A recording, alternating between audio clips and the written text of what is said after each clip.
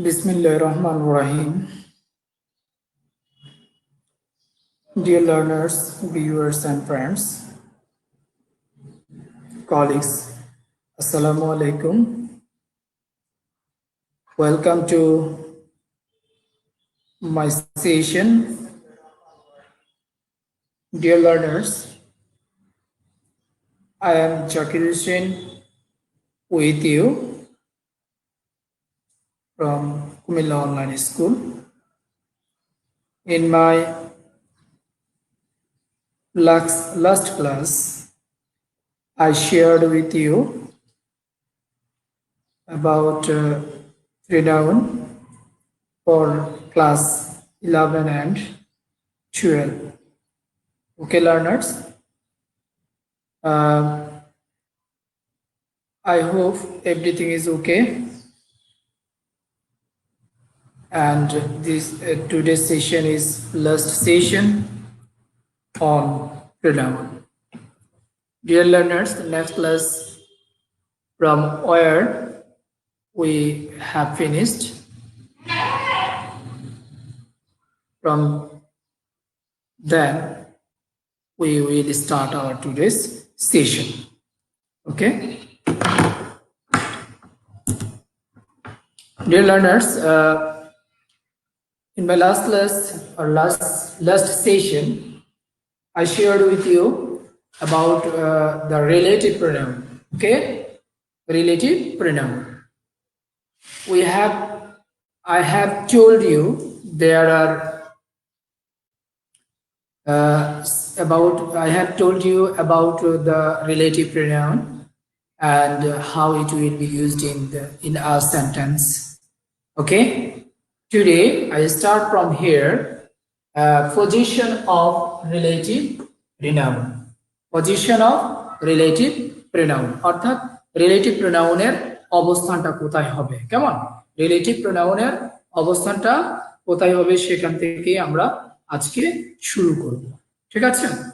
In order to avoid ambiguity, the relative pronoun should be placed as near as possible to its antecedent. It qualifies. If failed, the meaning will be otherwise. Okay, learners, I have told you আমাদের এই প্রোনাউনের অস্পষ্টতা দূর করার জন্য আমাদেরকে কি করতে হবে? আমাদেরকে প্রোনাউনকে তার অ্যান্টিসিডেন্টের কাছাকাছি বসাতে হবে। প্রোনাউনটাকে অ্যান্টিসিডেন্টের কাছাকাছি বসাতে হবে, অন্যথায় অর্থ কিন্তু অন্যরকম হয়ে যেতে পারে। ওকে, তাহলে অর্থ যদি যেন অন্যরকম না হয় সেজন্য আমরা কি করব? সেজন্য আমরা অ্যান্টিসিডেন্টটাকে কাছাকাছি ব্যবহার করব। ওকে লার্নার্স, যেমন দেখো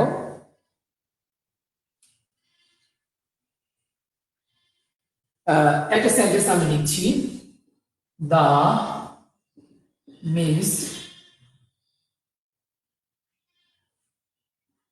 miscreant who was standing on the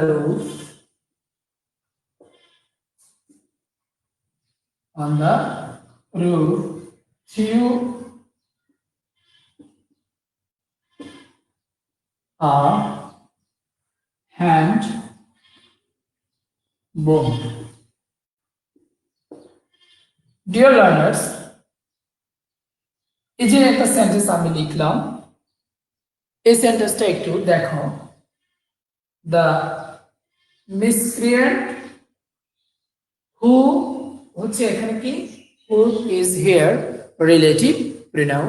the miscreant দুষ্কৃতিকারী, মিসক্রিয়েন্ট মানে দুষ্কৃতিকারী, ঠিক আছে? এখন আমরা এই রিলেটিভ প্রোনাউনটাকে আর অ্যান্টিসিডেন্টের কাছাকাছি রাখতে হবে। অ্যান্টিসিডেন্টকে এই যে মিসক্রিয়েন্ট শব্দটি হচ্ছে আমাদের অ্যান্টিসিডেন্ট। ওকে, এখন যদি আমি এইভাবে বলতাম, এই সেন্টেন্সটা এইভাবে অ্যান্টিসিডেন্টের কাছাকাছি, রিলেটিভ প্রোনাউনের কাছাকাছি অ্যান্টিসিডেন্ট না রেখে আমি যদি if I have told the sentence in this way, যে such as the miscreant threw a hand bomb who was standing on the roof, তাহলে ঘটনাটা কি হতো? the miscreant threw a hand bomb, এখানে তারপরে আমরা কি লিখব? who was standing on the roof, তাহলে আমাকে হ্যান্ড বোম থাকতো শেষে, অর্থাৎ আমি এখানে লিখে দেখাচ্ছি তোমাদেরকে, the miscreant threw a hand bomb who was standing on the roof. দেখো এখানে যে হু আমাদের রিলেটিভ প্রোনাউন, হু এর আগে দা বুম, তাহলে আমার এখানে ঠিক মতো কি ব্যবহৃত হয় নাই, অ্যান্টিসিডেন্ট আমরা ঠিক মতো ব্যবহার করতে পারিনি। ঠিক আছে, সো আমাদের এই সেন্টেন্সটাতে অ্যান্টিসিডেন্টের যথাযথ ব্যবহার না হওয়ার কারণে আমরা প্রোনাউনের রেফারেন্সটা ঠিক মতো দিতে পারবো না। ওকে ডিয়ার লার্নার্স, এখন আমরা জানবো now we know uses of relative pronoun, অর্থাৎ রিলেটিভ প্রোনাউনটাকে আমরা কিভাবে ব্যবহার করি। কেমন রিলেটিভ প্রোনাউনটা আমরা ব্যবহার করি কিভাবে? দেখো, relative pronoun like personal pronoun has a different form of each case. Personal pronoun এর মতো relative pronoun এরও কি আছে? একটু নিজস্ব একটা কেস, অর্থাৎ তাদের ধরন আছে। সেটা কিরকম? যেমন who, whom, whose। এখানে who হচ্ছে নমিনেটিভ কেস বা সাবজেক্টিভ কেস, আর whom হচ্ছে অবজেক্টিভ কেস, এবং whose হচ্ছে পসেসিভ কেস। ওকে লার্নার্স, তাহলে এখন আমরা জানবো এই যে কেসগুলো, অর্থাৎ এই যে রিলেটিভ প্রোনাউন গুলো, সেটা আমরা কিভাবে ব্যবহার করব। এখন দেখো, রিলেটিভ প্রোনাউনের মধ্যে আমরা কি করি? আমরা বলেছিলাম relative pronoun is used to join two sentences, অর্থাৎ দুটো সেন্টেন্সকে আমরা যুক্ত করার জন্য রিলেটিভ প্রোনাউন গুলো ব্যবহার করে থাকি। এখন a relative pronoun joins two simple sentences, but the question is how it joins. Relative pronoun দুটো সিম্পল সেন্টেন্সকে যুক্ত করে, বাট এখানে আমাদের কোশ্চেন হচ্ছে how it joins to both the sentence. এই সেন্টেন্সগুলোকে এটা কিভাবে যুক্ত করে, সেটা আমাদের প্রশ্ন। কেমন? The process is you will find a noun in one sentence and a personal pronoun in other sentence, for which you are asked to combine and try to understand their real position as to whether they are in nominative or in objective or in possessive. অর্থাৎ আমরা যদি এই relative প্রোনাউনটাকে কোনো সেন্টেন্সে ব্যবহার করে join করতে চাই, প্রথমত আমাদেরকে ওইখানে যে নাউন আছে এবং প্রোনাউন আছে, we have to identify the noun or pronoun. ওই নাউন বা প্রোনাউনটাকে আমরা কি করতে হবে? প্রথমত আইডেন্টিফাই করতে হবে। তারপরে আমরা কি করব? তারপরে আমরা এখানে যে রিয়েল পজিশন, এই নাউন বা প্রোনাউনটার বা রিলেটিভ প্রোনাউনটি, যে এখন নাউন বা প্রোনাউনের পরিবর্তে তো ওখানে আমরা একটা রিলেটিভ প্রোনাউন ব্যবহার করব, সেই রিলেটিভ প্রোনাউনটির যে কোন ফর্মটা, এটা কি subjective form or objective form or possessive form, which form will be here appropriate, we have to identify it. Okay learners, এইটা আমাদেরকে মাথায় রাখতে হবে। কেমন?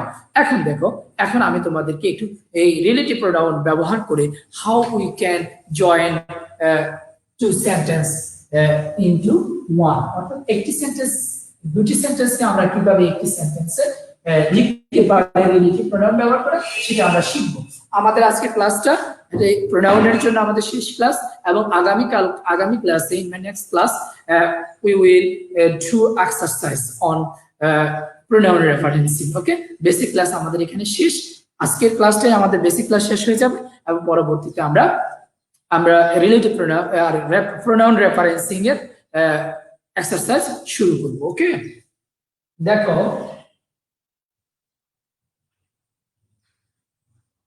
we remember Allah. He has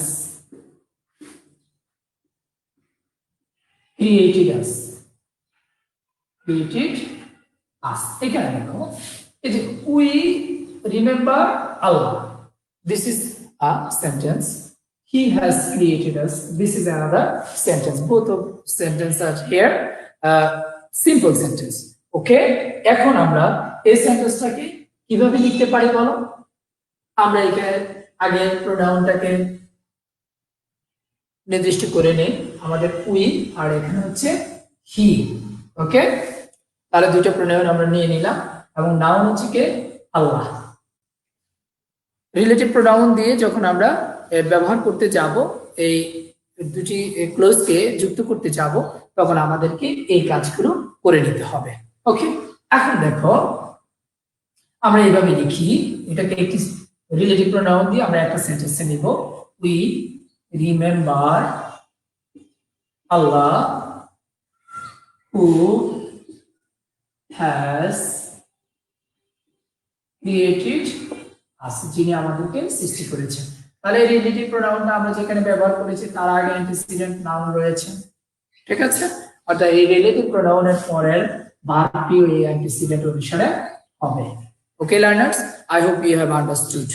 এখন দেখো আমরা আরেকটা সেন্টেন্স একটু লিখি,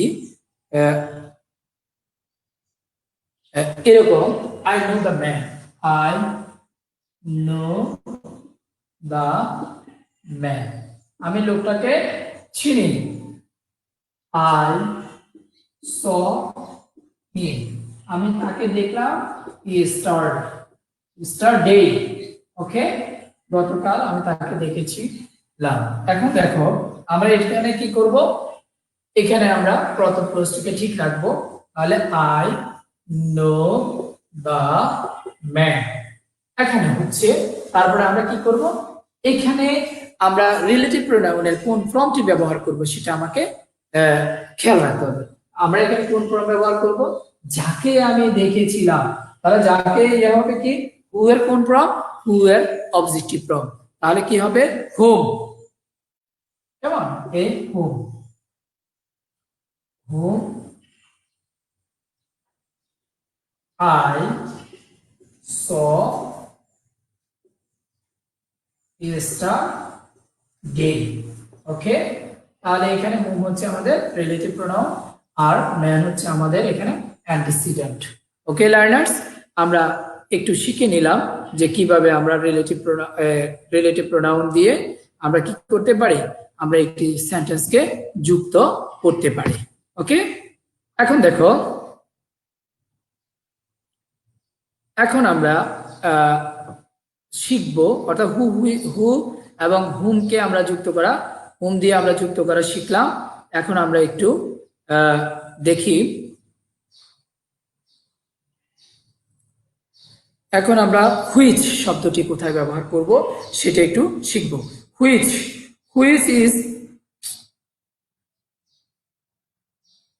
is used for things and animals only.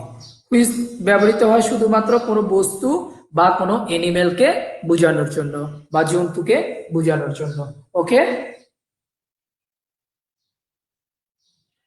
এখন দেখো আমরা একটু হুইচ রিলেটিভ প্রোনাউন হিসেবে ব্যবহার করে আমরা একটু দেখি। কেমন? Which is used for things and animals only, বস্তু এবং অ্যানিমেলকে বোঝানোর জন্য হুইচ ব্যবহৃত হয়। যেমন দেখো, this is a book, this is a sentence, okay? It belongs to a man, okay? এখানে আমি কি করলাম, আমি দুটো সেন্টেন্স লিখলাম, দিস ইজ আ বুক। ওকে, এখন দেখো ইট বিলংস টু আ ম্যান, এটা একজন লোকের অধীনে আছে বইটা।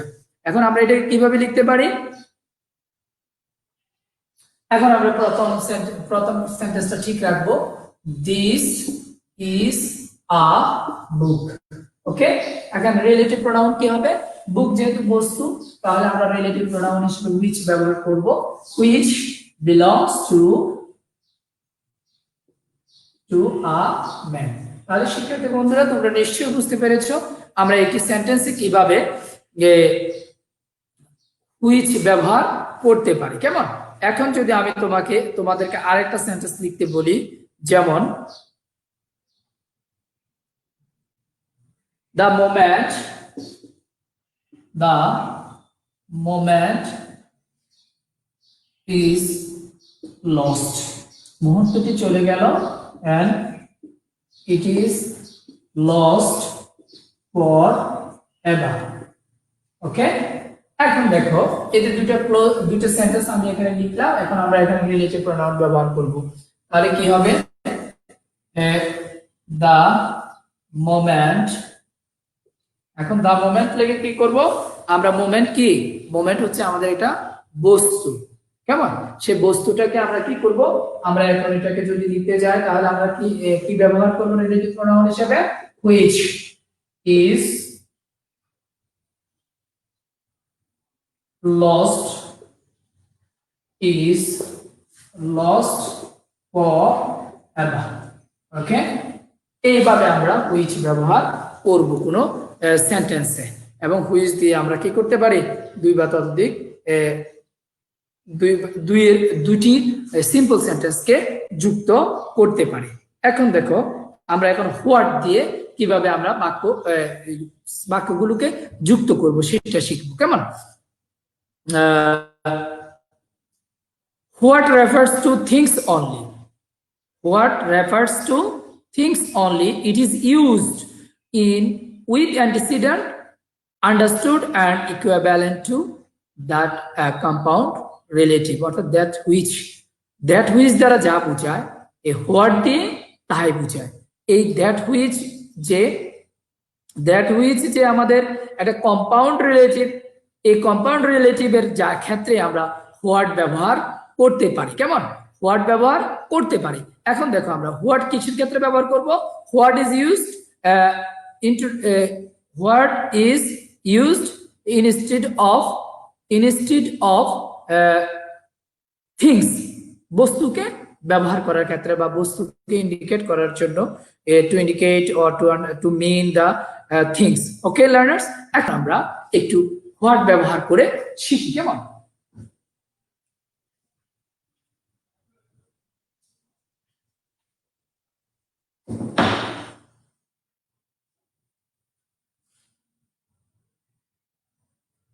I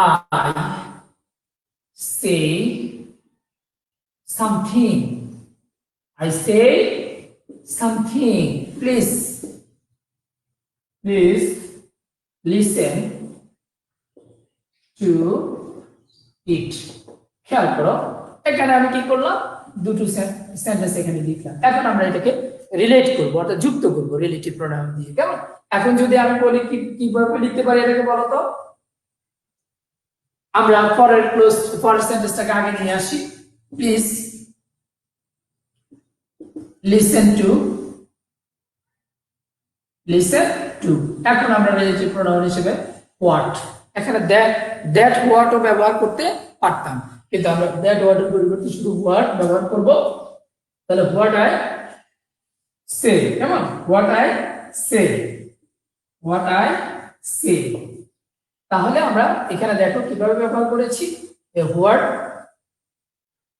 আমরা কিভাবে ব্যবহার করেছি একটু খেয়াল করে দেখো।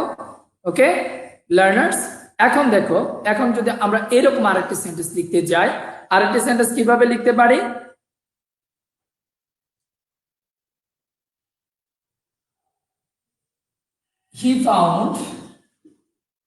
he found something।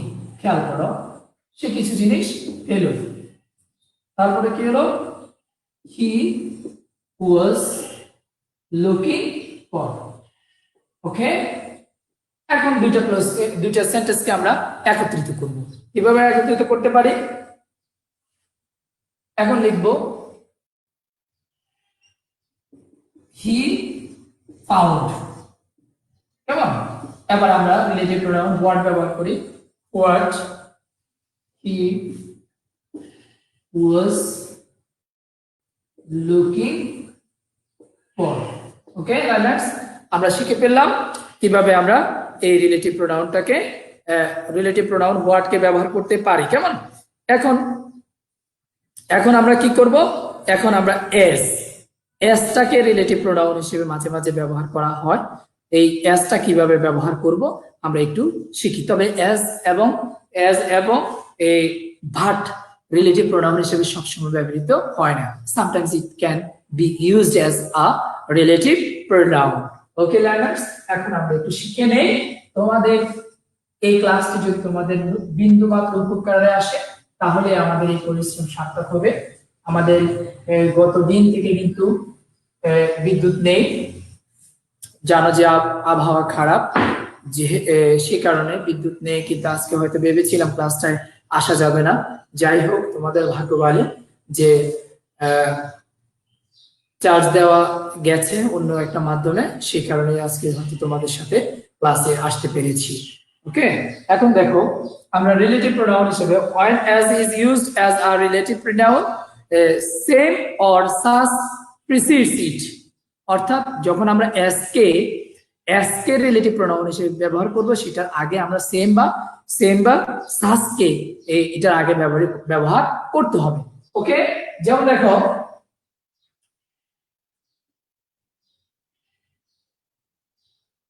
this is the same book as that I wanted। এখানে this is the same book, এখানে আমরা কি ব্যবহার করেছি? সেম ব্যবহার করেছি, অথবা এখানে সেম এর জায়গায় আমরা such ব্যবহার করতে পারতাম, such book। এখন এই যে as টাকে রিলেটিভ প্রোনাউন হিসেবে we use here as a relative pronoun instead of as we can use here that as a relative pronoun। এখানে আমরা that টাকে ব্যবহার করতে পারতাম রিলেটিভ প্রোনাউন হিসেবে। কেমন? এখন দেখো, তাহলে আমরা বুঝে গেছি যে যখনই আমরা রিলেটিভ প্রোনাউন হিসেবে as কে ব্যবহার করতে যাব তার আগে আমরা সেম বা such ব্যবহার করতে হবে। ওকে, এখন দেখো আমরা কিভাবে ভাট কে রিলেটিভ প্রোনাউন হিসেবে ব্যবহার করব।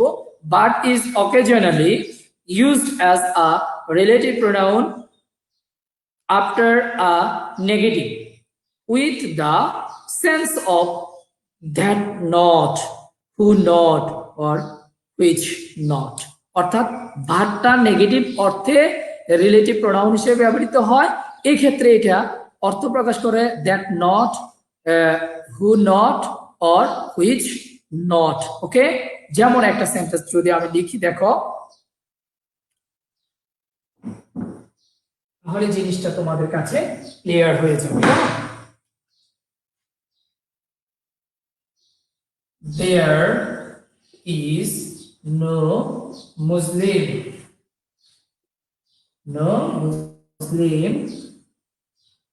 but knows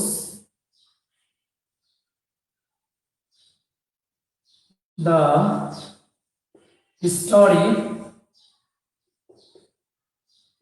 of Badr। এখানে আমরা এই যে ভাট ব্যবহার করলাম, এই ভাটটা কাকে বোঝাচ্ছে দেখো তো? অফ। এখানে ভাট দ্বারা বোঝাচ্ছে মুসলমানদেরকে। মুসলমানের ক্ষেত্রে আমরা কি ব্যবহার করতে পারি? মুসলমানের ক্ষেত্রে হু নট অর্থটা প্রাধান্য পাচ্ছে এবং অথবা হুইচ নট। অর্থাৎ আমরা বাট যদি ব্যবহার না করি তাহলে বাটের পরিবর্তে আমরা এই হু নট বা হুইচ নটও ব্যবহার করতে পারতাম। তবে যখনই আমরা ভাটকে কোনো সেন্টেন্সের রিলেটিভ প্রোনাউন হিসেবে ব্যবহার করব সেটা কি অর্থ প্রকাশ করবে? সেটা হুইচ নট বা হু নট অর্থ প্রকাশ করবে। ওকে, এখন দেখো, তাহলে আমরা জেনে ফেললাম কি, আমরা জেনে ফেললাম কিভাবে, সরি, আমরা জেনে ফেললাম কিভাবে আমরা এই রিলেটিভ প্রোনাউনটাকে ব্যবহার করব। ওকে, এখন দেখো আমরা ইন্টারোগেটিভ প্রোনাউনটাকে কিভাবে ব্যবহার করব। ইন্টারোগেটিভ প্রোনাউন কি বলো তো? হ্যাঁ, ইন্টারোগেটিভ প্রোনাউন হচ্ছে প্রশ্নবোধক। কেমন? ইন্টারোগেটিভ প্রোনাউন মানে হচ্ছে প্রশ্নবোধক। তো প্রশ্নবোধক কি? Interrogative pronoun are used in ask questions. In ask questions, they are who, whom, whose, which, what. Interrogative pronoun হিসেবে ব্যবহৃত হয় কি? Who, whom, whose, which, what. Okay? Interrogative pronoun may be of two types. Interrogative pronounটা দুই ধরনের হয়, direct questions and indirect questions. Direct questions and indirect questions. এখন আমরা শিখবো বন্ধুরা, যেহেতু আমরা জানতে পেরেছি যে আমাদের ইন্টারোগেটিভ প্রোনাউনটা দুই রকম, সেই দুই রকম প্রোনাউন কিভাবে ব্যবহৃত হয় সেটা আমরা শিখবো। এবং ইন্টারোগেটিভ প্রোনাউনটা প্রথমটা হচ্ছে ডিরেক্ট কোশ্চেনের ক্ষেত্রে ব্যবহৃত হয়, আবার হচ্ছে ইনডিরেক্ট কোশ্চেনের ক্ষেত্রে ব্যবহৃত হয়। ডিরেক্ট কোশ্চেনের ক্ষেত্রে how can we use interrogative pronoun in direct question and indirect question. Okay, এখন আমরা একটু দেখি যে আমরা কিভাবে ডিরেক্ট এবং ইনডিরেক্ট কোশ্চেনে সেটা ব্যবহার করব। কেমন? Who is your creator? Okay, where is he?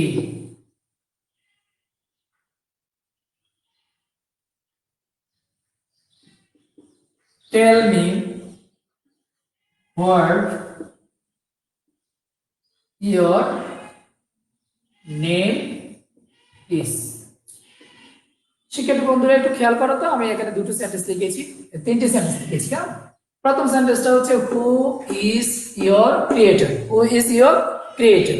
এখানে হু হিসেবে ব্যবহৃত হয়েছে, সেন্টেন্সের শুরুতে ব্যবহৃত হয়েছে এবং শেষে একটা প্রশ্নবোধক চিহ্ন আছে। এখানে হোয়াট শুরুতে ব্যবহৃত হয়েছে এবং পরে প্রশ্নবোধক চিহ্ন আছে। কেমন? এবং শেষের সেন্টেন্সটা তো দেখো, what is used here, but in the end of the sentence there is a full stop. Okay, এখানে কি ফুল স্টপ দেওয়া আছে, যেহেতু ফুল স্টপ দেওয়া আছে, so the question is here indirect question and the first two sentence is direct questions. Okay, so dear learners, in this way we use relative pronoun for in the direct question and indirect question.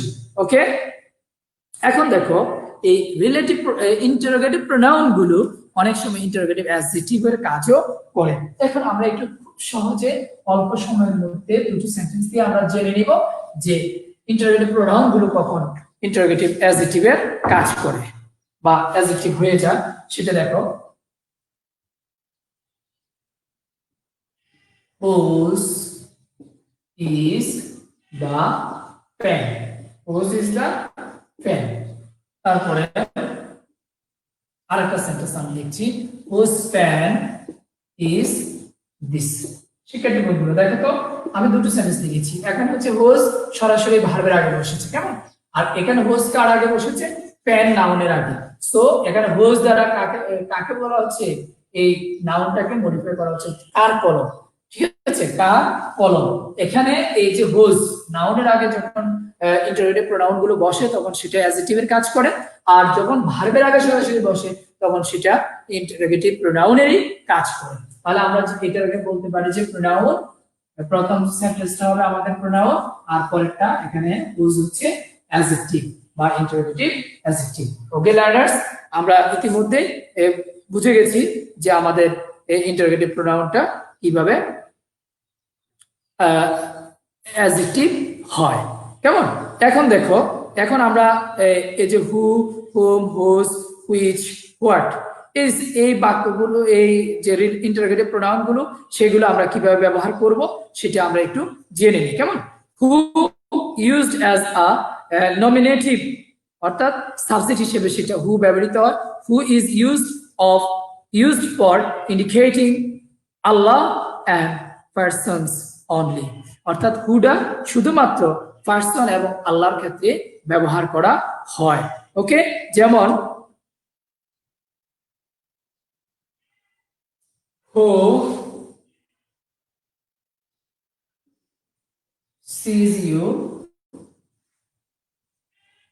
when you stand for prayer. ওকে, এই যে সেন্টেন্সটা দেখো এখানে হু কার ক্ষেত্রে? তোমার ক্ষেত্রে, অর্থাৎ ব্যক্তির ক্ষেত্রে ব্যবহৃত হয়েছে। তাহলে হু কোন ক্ষেত্রে ব্যবহৃত? আল্লাহ এবং ব্যক্তির ক্ষেত্রে শুধুমাত্র আমরা হু ব্যবহার করব। ওকে, এখন দেখো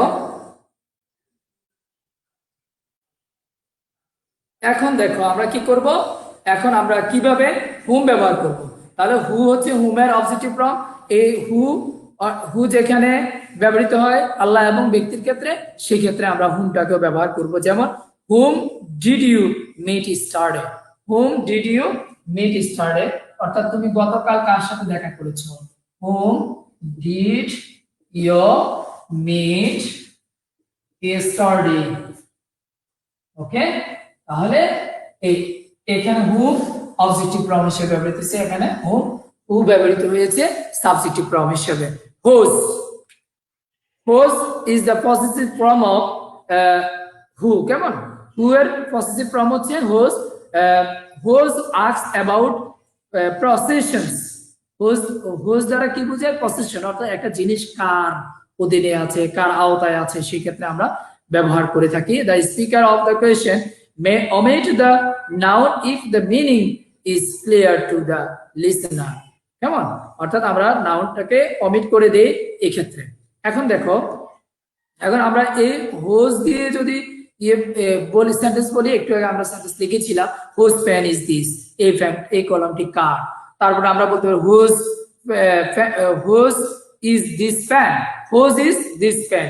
এখন দেখো হুইচ আমরা কোন ক্ষেত্রে ব্যবহার করতে পারি? Which is used both as nominative and accusative. It implies selection between two persons or things. অর্থাৎ দুই এর মধ্যে যে কোনো একটাকে বেছে নিতে আমরা which ব্যবহার করে থাকি। যেমন which is the best boy in the class, এরকম একটা সেন্টেন্স মনে করো, which is the best boy, অর্থাৎ এই ক্লাসে অনেক ছাত্রছাত্রী আছে, there are many students in the class, but who is the which is the best? তাহলে আমরা which কোন ক্ষেত্রে ব্যবহার করব? দুই বা ততোধিককে নাউন বা প্রোনাউনের মধ্যে যে কোনো একটাকে বেছে নেওয়ার জন্য আমরা which ব্যবহার করি। যেমন which is the best boy in the class। তাহলে শিক্ষার্থী বন্ধুরা, তোমরা নিশ্চয়ই বুঝতে পেরেছো আমরা which কোন ক্ষেত্রে ব্যবহার করব। কেমন?